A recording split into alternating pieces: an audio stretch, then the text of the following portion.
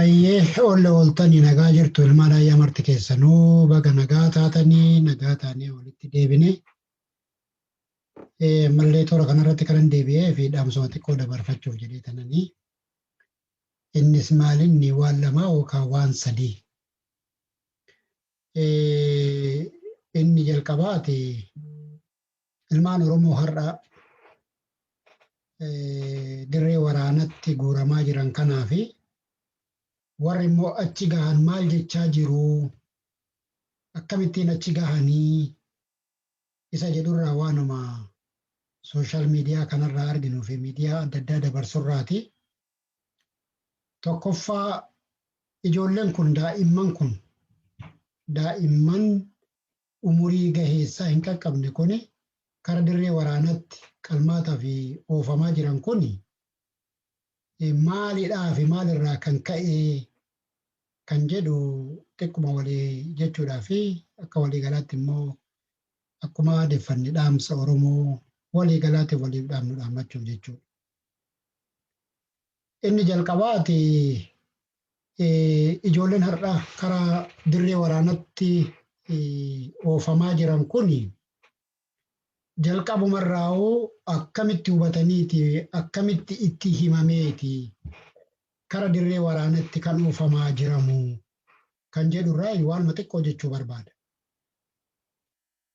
Inni tokko akkuma yeroo adda addaa jechaa turre biyya sana keessatti kan aadeffatame waan pirooppaagaandaa kara mootummaatiif faca'uu fi miidiyaa mootummaan bulchu taaksiin ummataa mindaa kaffaluuf kan dabarsu malee ummannii fi warri irratti taargeeffatamee bu'aa dantaa siyaasa ofii bulfachuu fi keessa uf dhoksuudhaaf warri godhanii malee kallattiin isaan odeeffannoo itti argatan hin jiru jechuudha. Inni kuni maali? Guutummaan guututti har'a biyyattii kan dhuunfatee jiru miidiyaa kijibaa mootummaan kijibaa waan achii gadi oofu sana qofaadha jechuudha. Silaa har'a ijoolleen har'a karaa waraanatti guuramaa jiran kuni otoo waan baddirree waraanaa sanarratti ta'u warri waraana sanarraa qooda fudhatan kan bara dheeraa muuxannoo waraanaa qaban kan bara dheeraa waraana keessatti dabarsan ajajoonni waraanaa dura buutonni waraanaa kan bara dheeraa waraana keessatti dabarsan waan isaan irra ga'e silaa otoo arganiiru otoo ta'e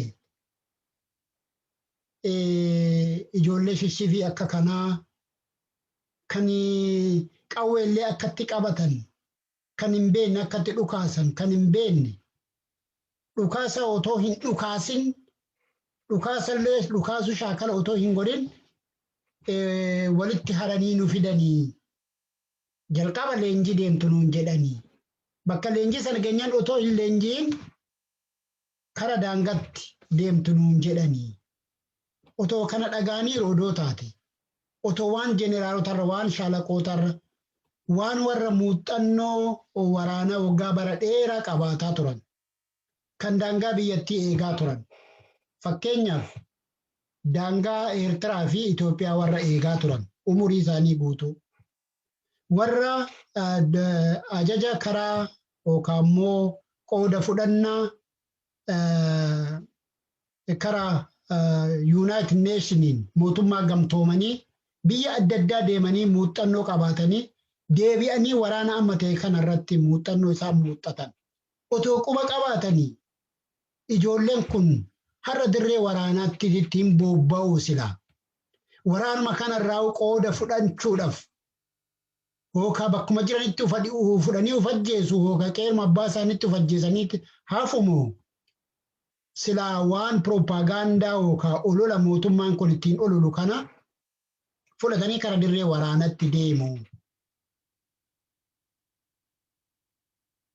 Kan jedhu kan wal nu gaafachiisu jechuudha.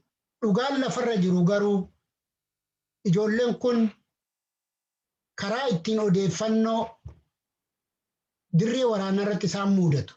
Warra muuxannoo qaban muudate karaan itti dhaga'amu hin jiru jechuudha. Inni guddaan tokko isa kana. Kanatti dabalatee mootummaan tooftaan ittiin isaan ijoollee umurii gaheessa hin geenye kana kara dirree waraanaatti haraa jiru kuni hin qaxaramtu mindaatu isinii kaffalamaa hamma qarshii 8,000 isinii kaffallaa jedhaniiti ijoollee kana kara dirree waraanaatti oofaa jiran jechuudha.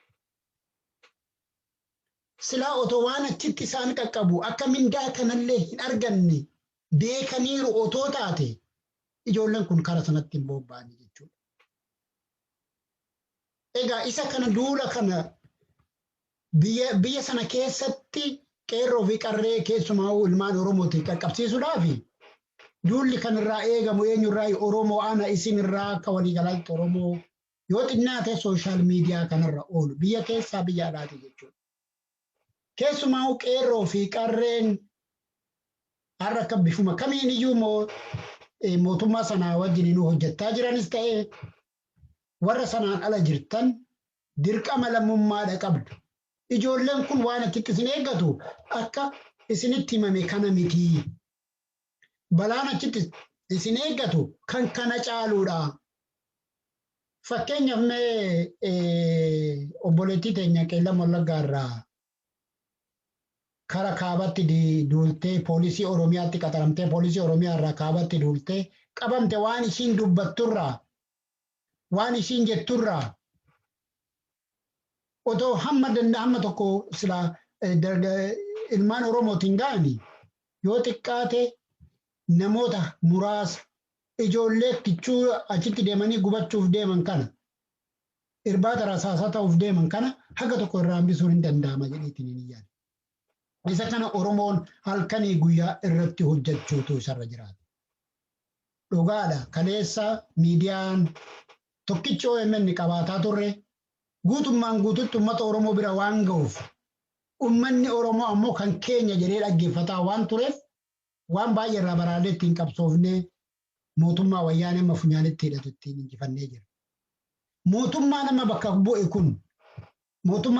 bu'e kun OMN qabsaa'ee kan bakka buuse kuni OMN egaa biyyatti galee booda akka uummanni kun miidiyaa kanallee hin dhaggeeffanne saatalaayitii irraa buusurraa dabalatee akka namni hin dhaggeeffanne maqaa xureessee juntaatti ramadee teeraristiitti ramadee biyya ari'ee baasee jira.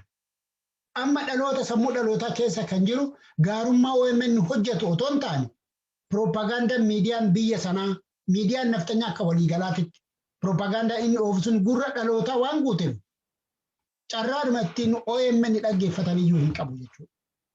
Garuu warri namoonni murtaan warri waan kana quba qabdan dhaloota kanaan ga'uu fi dhaloota baraaruun dirqama lammummaati jechuudha. Dirqama lammummaati jechuudha. Seenatu itti nu gaafataa jechuudha. Inni gara biraa ijoolleen kun hayyee odeeffannoo waan hin qabneef deeman. Odeeffannoo waan hin qabneef deemu. Warri deeman kun eenyu isaanii? Warri haranii ibiddatti guuraa jiran kun eenyu isaan? Tokko laala mana barumsaatii ba'anii dur bara wayyaaneen biyya bulchaa turte san yoo xiqqaate koobilistoonii baatanii jiraachuu danda'u turan dhaloonni. Dargaggoon koobilistoonii baachata gama tokkoon qabsaa turan qeerroon Oromoo keessumaa. Bara kana kan koobilistoonii baachisus hin jiru bakki koobilistoonii itti baatanis hin jiru maaliif wanti hundumtuu cuccufameera. Investarri hin jiru kan waa ijaaru hin jiru kan karaa ijaaru hin jiru kan riil isteetii ijaaru hin jiru bakkuma koobilistoonii sanitti qaxaramullee hin jiru jechuudha. Tokko kana inni gara biraa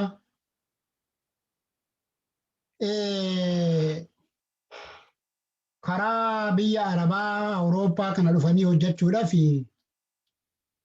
warri qophaa'anii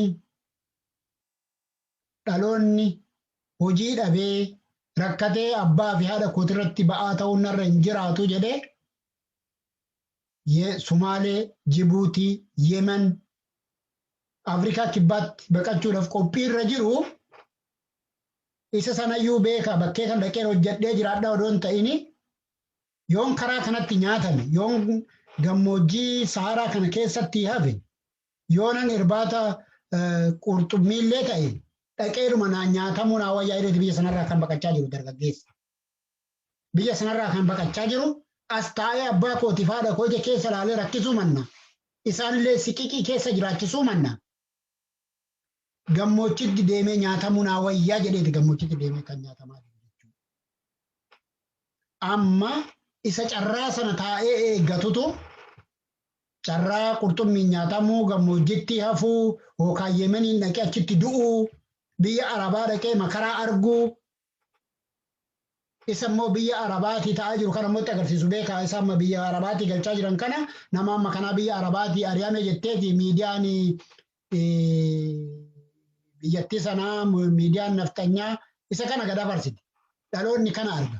Akkamittan deema yoon deeme si achittis nyaatamee waanan ta'u jedhee kan eeggataa jiru sanatu gidduudha asiitti gadi ba'anii mindaa kaffaluu fi wattaaddara taasisu zen isaaniin kana qopheessanii jechuudha. Warra akkanatti karaarra taa'ee hojii dhabee rakkataa jiru kana propaagandaa fi mindaatu isinii kaffalamaa fi akka kanatti yaasaa jiranii jechuudha. Inni gara biraa dirqii. Dirqii. Ammallee akka argaa jirtanitti akka argaa jirrutti haati Oromoo imimmaan harcaasaa bu'aa jirti karaa sooshaal miidiyaa kana argaa jirra. Ilmoota mana tokko keessaa nama 4, nama 5, ijoollee 4, ijoollee 5, ijoollee 3 na jalaa fudhatan jettee jechuudha. Bifa kanaan ilmaan Oromoo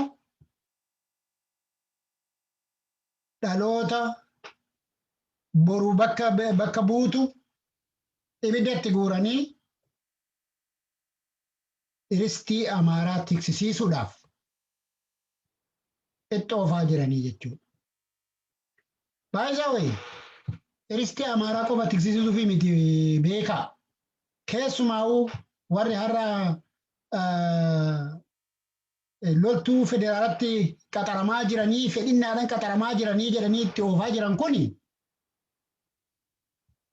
har'a waraanni federaalaa kan qawwee qabatee balbala waajjiraalee mootummaallee dhaabbatuuf hin jiru beekaa.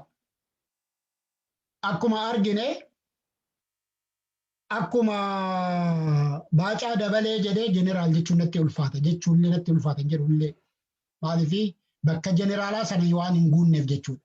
Oduu bakka jeneraalaa sana guutanii rootoo taate namichi fedhinnaa mataa ofii tokkitti masaraa Minilik keessa haati koo nugu sanaan jettee achi keessatti na tiksa jedhee sabaaf sablammii wal nyaachisu bakka hundatti ibidda qabsiisu kanaaf ergamanii ibidda qabsiisan turan bakka hunda deemanii silaa uf danda'anii akka itti gaafatama biyyaa qabutti akka waraana dantaa biyyaa eegu tokkotti silaa uf danda'anii isaanuyyuu noo danga dabartee jirtaa ta'a jechuun nuti isaan irra ture. Odoo sadarkaa jeneraalummaa sana guutanii jechuudha. Amma isaan sammuu abiyyiif sammuu jeneraalummaa abiyyiin ajajamanii akka barbaadan gochaa jiranii biyya deegaa jiranii jechuudha. Ilmaan Oromoo ilmaan sabaaf sablammii biyyattii san keessatti nyaachisaa jiran jechuudha waraana kaabaarratti keessumaa sirna nafxanyaa tiksuudhaaf naannoo sirna nafxanyaa leellisan naannoo sirna iristii sabaaf sablammii booji'an deeffachuudhaaf booji'uudhaaf qabsaa'aa jiran tiksuudhaaf ilmaan sabaaf sablammii ibiddatti guuraa jiran jechuudha. Kanaafi Baacaa Dabalee wanni inni jedhe maalinni maraatoonii nama 10,000 yeroo tokko gadhiifama miti nama 10,000 nama 20,000 30,000 gadhiifama maraatoonii kana. Namni kun baay'ee dura yeroo sana yoo agarsiisan jechuudha. Maal jedhee warra maraatoonii fi wanni amma abshaala ta'uu isaatii qaroomuu isaatii waa'ee Photoshop illee hubatee baree jira. Isallee namatti himuudhaaf jechuudha. Akkuma beektu akka inni jedhu sanatti Photoshopin hojjetamus hin jiru. Addunyaa kanarra keessa eessumatti hin jiru akka inni jedhu sanatti. Waa waraana ija keessa argina suni istaadiyoomii guute suni. Magaala Maqalee keessa deemee kusii haraa ijoolleen gurra itti tufaa turte suni akkuma fedhettu Photoshopin akka sanatti hin hojjetamu. Akkuma fedhettu iyyuu. Haguma fedhe teeknikiinuma fedhe iyyuu akka sanatti hojjechuu hin dandeessu. Hin hojjetamne illee addunyaa irratti jechuudha. Inni sila argitee namni kana argu hirrifataa akkuma jirutti waraanni federaalaa harka wayyaaneetti kufeera harka waraana wayyaaneetti kufee jira. Akkasitti akka fudhatanii akka jedhee akka hin fudhanneef jecha jeneraalichi guddaa qaroon kuni ganda jumaatii baru ganda jumaa qamoorraa fuudhee qabiyyee ergachuudhaa fi sammuu isaa miimoorii isaa itti guutee ergachuudhaa fi gadi baase jechuudha. Inni amma akkasitti nama amansiisuu barbaade jechuudha. Dhugaan jiru garuu dubbichi fiigdota maaraatoonii 10,000, 30,000, 50,000 sanaa oliidha. 100,000 lakkaa'amuudha waraanni bilisiginnaa booji'an. Dhugaa jirutu kan. Dhugaa lafa jirutu 100,000 lakkaa'amu. Kanaaf har'a waraanni federaalaa kan kilaashii qabsiisee waajjira mootummaa irra dhaabu waan hin qabneef tokkoyyuu hamma danda'ametti kan kilaashii qabee fi dhaabbatu argachuu waan isarra jiruuf sabaaf sablammii ilmaan hiyyeessaa ibiddatti guuraa jira jechuudha. Beekaa waraanni nama biyya jiru yoo xiqqaate biyya sana jiru isa Abiyyi uummate Riippubilikaan gaardi. Kan gaafa Hacaaluun ajjeesan bakka reeffa Hacaaluu qubsiisanii mariirra turan Jawaarfaa itti bobbaasee reeffa Hacaaluu fuusisee dirqiidhaan harkaa baasee Ambootti geessee itti darbisiise sana. Jawaarfaa mana hidhaa buusise sana Riippubilikaan gaardii poolisii Oromiyaa ajjeesi sana isa sanatu jira hammi jiran isaani. Kanaan alatti inni daangaa eegus hin jiru, inni biyya eegus hin jiru. Kan isaan hin qabne harkaa jedhan akka jirtutti harkaa muutuun boodeerti wayyaaniin jechuudha. Tokko bakka sana buusuudhaaf ilmaan hiyyeessaa barumsa tokko malee shaakallii tokko malee garasitti oofaa jiranii jechuudha. Isa Eristas Mallaashii warra Eristi deeffachuudhaaf lafa namaa qabanii irratti gororaa jiran deeggaruudhaan alatti jechuudha. Wanti deemaa jiru isa kana. Isa kana dhaloonni kara ibiddaatti guuramaa jiru kuni quba hin qabu Oromoo quba qabaachisaa hamma isinii danda'ametti.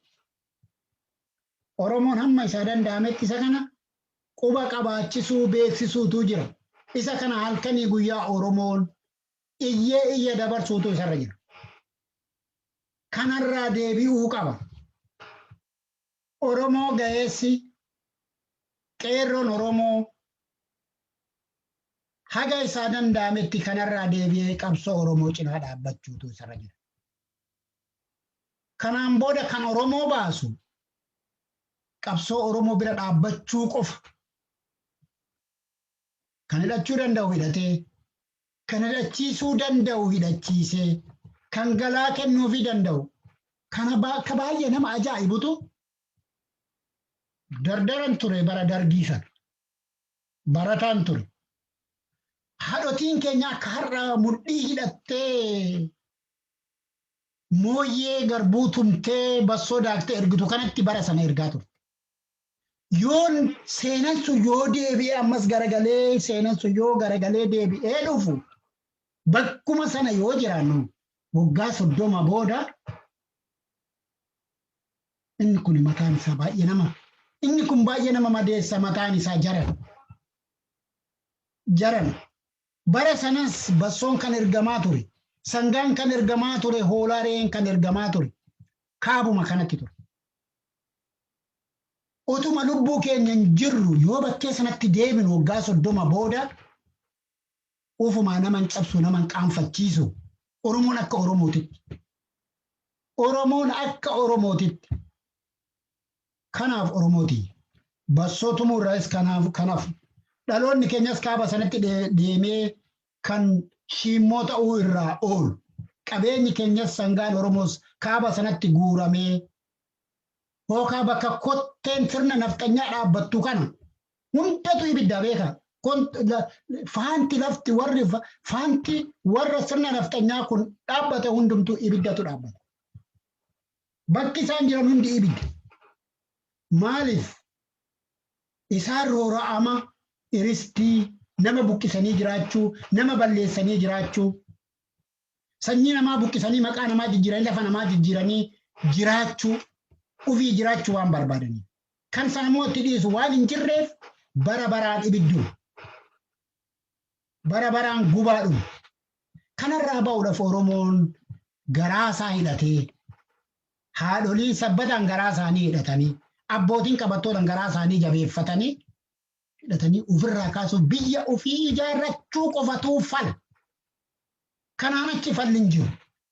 Falli gara biraa duunee qeerroo 5,000, 50,000, 10,000 itti wareegnee waliin jiraanna jennee dhiisneera. Sunis hin taane. Cufaa inni sun waan gara biraa nurratti ijaare. Waan gara biraa waan amma itti jirru kanatti nu deebise. Bara roga qabdi turte beektuu qabsoon bara wayyaanee wajjiniin gochaa ture sun. Roga qabdi roga ittiin qabsoofnu qabna. Akka ittiin qabsoofnu qabna. Inni ammaa kun roga sin qabu. Roga tokkoon qabu inni ammaa kun. Rogan qabu. Ibidduma xoofuudha. Dhaqanii gubachuudha. Achii qabanii immoo filmii waraabanii kun waanuma akka amma har'a fa'aa argitan qabu. Jeneraal Koronta filmii ijaaranii waraana kanatti uumamanii waraanni kun waraana bu'aa qabu miti. Waraanni sirna nafxanyaa leellisu kun haadha ilmaan Tigraay gudeedaa ture ajjeesaa ture. Jaaran. Kan amma itti jiramu waraana qabsoo rogni hin qabne jechuudha. Qabsoo roga qabu tasaa deebi'u. Qabsoo roga qabu. Qabsoo mirga abbaa biyyummaa Oromoo Oromiyaa ijaarrachuu waan ta'eef Oromoon roga kanatti deebi'uun dirqamaa jechuudha. Isa kanatu dirqama. Mee rabbi isinitti haa ilaalu obboleettii keenya qeellam irraa qabamtee har'a poolisii Oromiyaa Tigraayitti qabamtee amma gaaffiif deebii godhaniif kana. Yoo akka Oromootitti dhaggeeffannu teenyee dhaggeeffannu mee maalumatu nutti dhaga'ama. Maaloo maaliif sagal hin qalamne maaliif sagal hin fannifamne Oromiyaa irratti. Bar Oromiyaa irratti sagal 10 fannifamtee afaan keetiin dubbattee waan si dhibe himattee kasi gaafatu sanatti akkatti sii galtu jechuudha. Turjumaan odoo siin dhaabbatin. Haadha roga qabsoo roga hin qabneef kunnoo kaaba iristii ilmaan nafxanyaatiif deebisuudhaaf waraana deemtee ilmaan Oromoo kan waan baranne kan waan beekne waraana Tigraayin boojitee waan himattu illee akkatti himattu wallaatti. Garbeen fi maaramiidhaan kakatti. Kun nama cabsa akka sabaatti iyyuu nama cabsa. Akka nama qabsoo keessatti dabarsetti immoo akka malee nama dhukkuba. Akka malee nama dhukkuba. Bar ijoolleen intala kana fakkaattu bar qabsoo roga qabu gaggeessaa turte bar. Otoo qawwee hin hidhatin harka duwwaa akkas jechuudhaan qabsoo roga qabu qabsaa turte.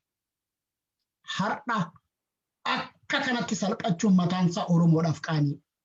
Hayyuu Oromootiif qaanii. Dooktara Oromootiif salphina, Piroofeesara Oromootiif salphina, qotee bulaa Oromoo barataa Oromootiif salphina. Hundumtuu waan keessa jiru yoo hubate kan na baasu maalinniin murteessuun hedduu barbaachisaa. Hedduu barbaachisaa. Kuni qaanii akka sabaatti. Akka sabaatti illee. Bar warra ilmaan Oromoo qabanii akkanatti haasofsiisan kana harka duwwaa Oromoon qabsaa'ee bare gargar baane hinjifannee gargar baane har'a hin salphanne ijoollee sana har'a hin salphanne maaliif akka qabsaa'anillee gaafa duraa gaafa rogaan qabsaa'an akka oromootitti gaafa qabsaa'an akkamittiin akka qabsaa'an beekanii fuuldura dhaabbatanii itti himaa turanii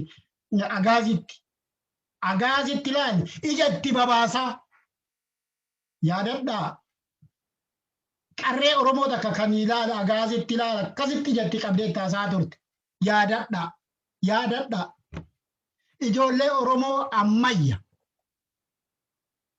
ginjoo agaazii qabsee qawween akkanatti itti aggaammate uleedhaan deemnurraa buqqa'inurraa jettee lolataa turte.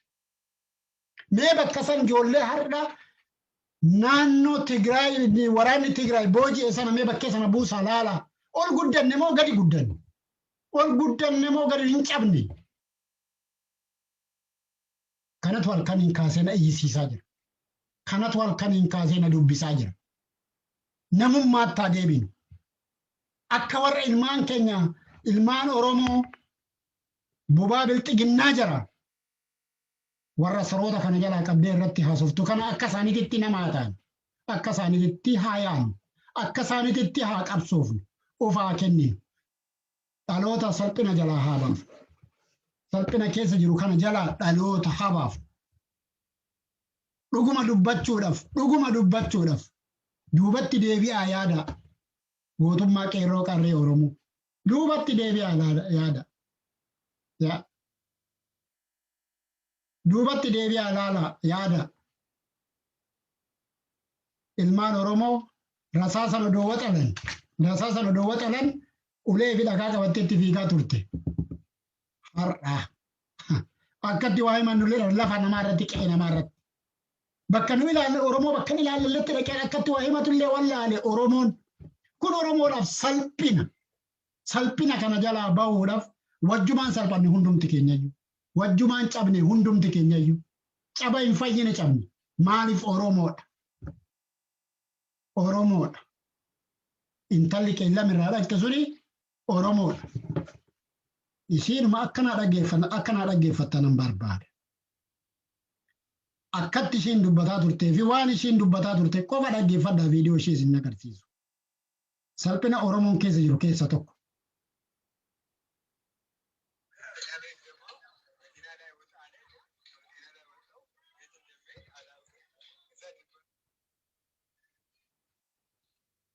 Dhiifama.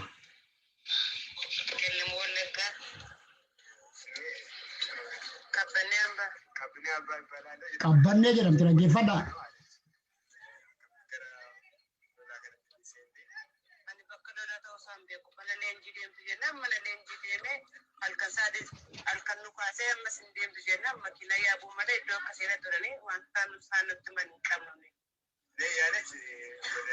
ስራ ቦታዬ የመጣው ጊዜ መሰልጠኛ ቤት ነው አመጣኝ።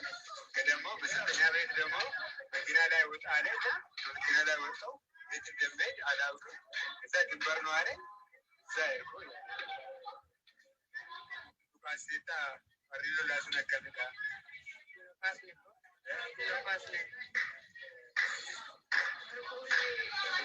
Dhukaas keertaa bakki lolaa sun akkamiin dhukaasne?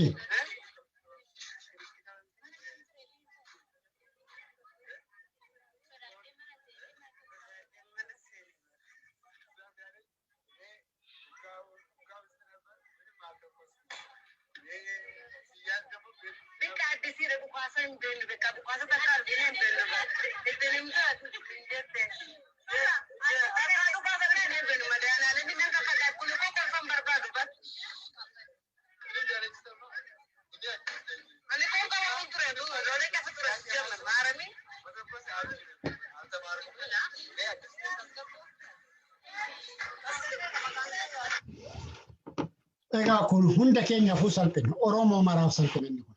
Maaliif qabsoo keessa dabarsine? Intalli kun umurii intala kanaatiin qeerroo fi qarreen Oromoo akkamittiin akka qabsooftu waan argineef warra kanarratti akkamittiin qabsooftu warra ishii boojee kanarraa akkamittiin akka qabsooftu waan argineef inni kun dhugumaan nama laalisa. Akka malee ofiif haa qabsoofu. Har'allee hambaa warra kanaa irraa deebi'aa ofiif qabsaa. Waan qabattan qabadhaa Oromoodhaaf qabsaa. Bakka waraanni Oromoo jirutti itti makama. Kan Oromoo baasu tokkoof tokko isa kana qofaadha jechuudha. Ammaaf kanumaan jedha ulfaadhaa galatooma.